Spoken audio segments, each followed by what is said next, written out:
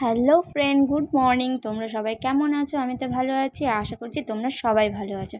তো আজকে সকাল থেকে আমি আমার ব্লগটা শুরু করছি। আমার স্নান টান করে পুজো টুজো দেওয়া হয়ে গেছে। এবার কিছু অন্য সমস্ত কাজ আছে, সেগুলোই করব। মিমি এখনও ঘুমিয়ে আছে। আর চলো বাইরেটা তোমাদের দেখাই। দেখো, বাইরে হচ্ছে প্রচণ্ড পরিমাণে বৃষ্টি, চারিদিকে একদম জলে জল হয়ে গেছে। আর এখানে দেখো এক বালতি জামা কাপড় কেচে রেখেছি, এগুলো ছাদে পরে মেলে আসতে হবে।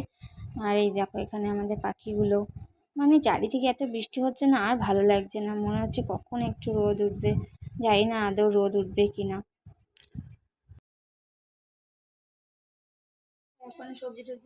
যাক, অবশেষে একটু রোদ উঠেছে।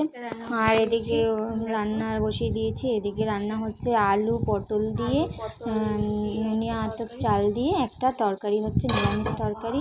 আর এদিকে সবজি রেখে দিয়েছি, এগুলো কাটতে হবে। বাঁধাকপি হবে, বাঁধাকপিটাই এখন কেটে নেবো তাড়াতাড়ি করে। তো এখানে বসে পড়েছি বাঁধাকপি কাটতে।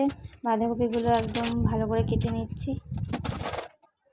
কাটছিলাম আর ভাবছিলাম তোমাদের সঙ্গে একটু ভিডিও করে নিই কাটার।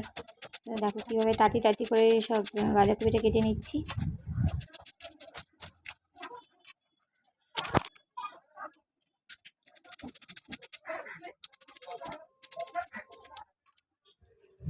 তো সন্ধ্যাবেলা দেখো রেডি হয়ে গেছি, যাচ্ছি একটা বাড়িতে, নেমন্তন্ন আছে, বাড়িতে পুজো হয়েছে, তো সেই পুজোতেই যাচ্ছি।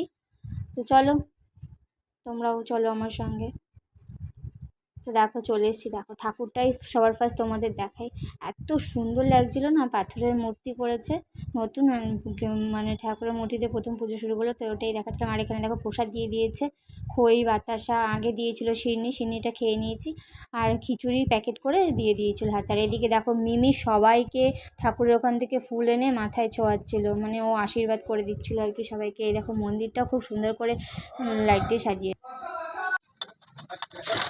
তো আমরা ওখান থেকে চলে এসেছি বাড়িতে এসেই জামা কাপড় চেঞ্জ করে সন্ধ্যাবেলায় যে চা খেয়েছিলাম সেই বাসনগুলো ছিল, তো সেগুলো এখন ঝটপট করে বাসনগুলো সব ধুয়ে নিচ্ছি।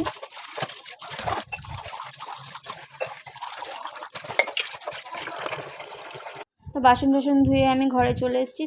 এরপর মিমিকে খাওয়াবো, ওকে ঘুম পাড়াবো, তারপর আমরা খাওয়া দাওয়া করবো। তো আজকের মতো ভিডিওটা আমি এখানেই শেষ করছি। যদি ভালো লাগে তাহলে প্লিজ লাইক কমেন্ট আর শেয়ার করে দাও। আজকে